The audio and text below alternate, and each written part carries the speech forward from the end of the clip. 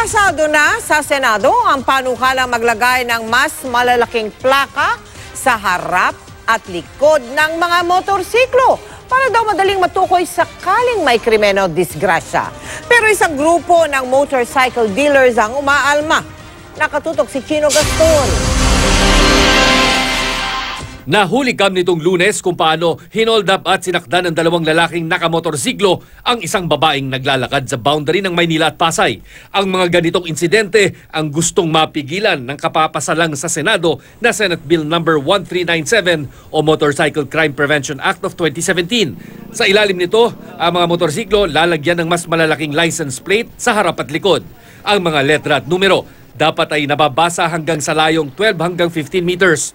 Paniwala ni Senator Richard Gordon, motor ang ginagamit ng maraming kriminal dahil mabilis silang makakatakas at hindi madaling mahagip sa mga CCTV o makita ng mga pulis ang plaka ng mga motor.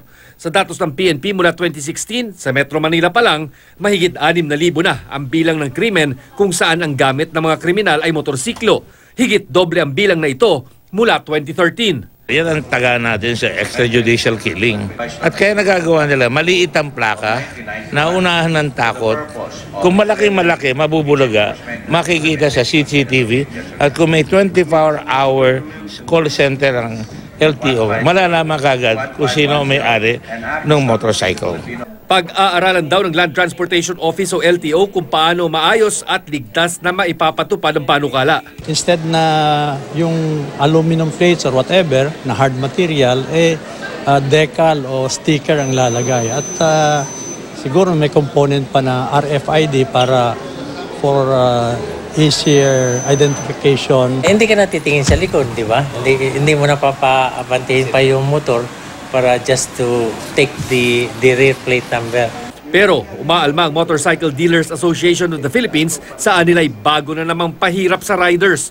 Bukod sa dagdag gasto sa manufacturers at riders, tila hindi na naisip ng gumawa ng panukala ang kaligtasan ng mga motorista. Kapag dito natin ilalagay, saan mo i-screw? Unang-una, ma-hamper na ang safety ng steering.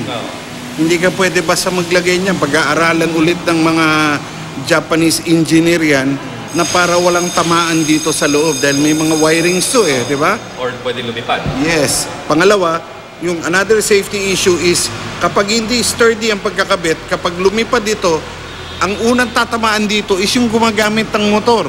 Naniniwala din si Gon ang tanging solusyon para matuldukan ang mga kriminal na nakamotor ay mas pinaigting na police visibility, tamang paggamit ng intelligence fund ng PNP at masusing investigasyon sa krimen.